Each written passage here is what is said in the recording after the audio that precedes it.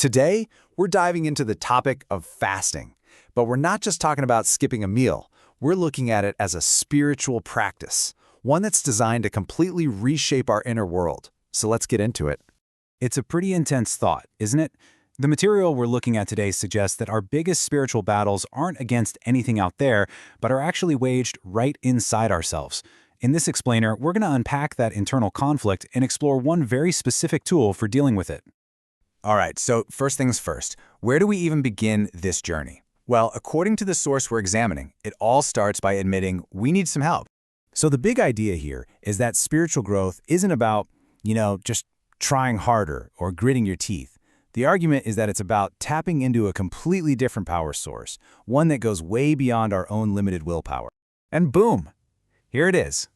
This is where we find out what that power source actually is. According to the text, Jesus tells his followers to wait for this specific power before they do anything else. Basically, it's presented as non-negotiable, an absolute prerequisite. Now, what's really fascinating here is that last phrase, at work within us. That's the key. This establishes that the power you need isn't some distant, far-off force. It's internal. And that's so crucial because, well, the opponent is internal too. Okay, so if there's this power working inside us, what exactly is it up against? What's it fighting? Let's zero in on this inner opponent and get a clearer picture. Our source uses this term, the carnal nature, or sometimes the flesh. And it's really specific that this isn't just about the physical body and its cravings. It's described as the entire framework of our old self, our default settings that are in direct opposition to the spirit. You could almost think of it as our default programming, the part of us that's just hardwired for, I want it now. And this just breaks it down so perfectly. The source basically says the operating system for this carnal nature is the ego, and it runs on three powerful self-centered drives. You've got the will screaming, I want, the intellect insisting, I think, and the emotions yelling, I feel. And here you can really see the battlefield laid out. On one side, you've got the desires of the spirit, what God is asking for. On the other side, the desires of the flesh, our raw, ego-driven impulses. And let's be clear, these two aren't just having a friendly debate. They are in constant opposition. This verse really hammers the point home. This isn't just some misunderstanding or a simple disagreement. It's a fundamental conflict, right at the very core of our being. So the huge question is, what on earth do you do about it? Well, that brings us to the game plan, the training regimen, if you will. The source proposes a very specific method for tackling this inner conflict, framing it kind of like spiritual athletics. I love this metaphor. It's so powerful. Instead of seeing the spiritual life as something passive, the Apostle Paul sees it as active, disciplined training. Think about an Olympic athlete. They don't just show up and hope for the best, right? There's a goal, a prize, and a super strict training plan you have to follow to win. And there it is, in the bluntest terms possible. Paul does not pull any punches here. He doesn't say he negotiates with his body or tries to accommodate it. No way.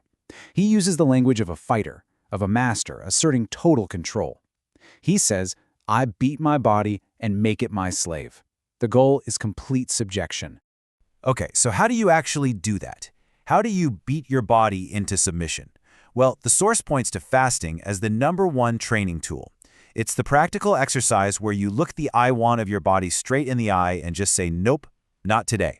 It's a workout for your willpower, strengthening what brain scientists might call your executive function over your more primal drive. And all this training, this inner conflict, it all comes down to one massive question. Who is actually in control? There's this great story in our source material that just paints the perfect picture. Imagine this. A lawyer decides he's going to fast. He's walking down the street, and he's just getting bombarded by all these incredible smells from the restaurants. His body is basically screaming at him. The inner battle is real. Every instinct is telling him to just give in. But here's the twist, the climax of the story. He doesn't give in. He gets to the end of the day, and he literally talks to his rebellious body. He says basically, listen, you gave me so much trouble today, and for that, you're getting punished. We're doing this all over again tomorrow. In that moment, he is deciding who's the boss. And it all boils down to this single, brilliant line. Think about this for a second. Your body is a wonderful servant, but a terrible master. It's an incredible tool when it's serving the spirit, but when its appetites are in the driver's seat, it's a terrible master. So when you strip it all down, the ultimate point of fasting isn't just about not eating. It's about a total reordering of your inner government. It's the practical, hands-on way you train yourself to make sure the spirit is in the driver's seat and the body, with all its I wants and I feels, is the servant. And that leaves us with one final, very personal question for you to think about. Looking at your own life, your patterns, your choices, who's really calling the shots? Is it your spirit and its higher purpose? Or is it your body with its immediate desires?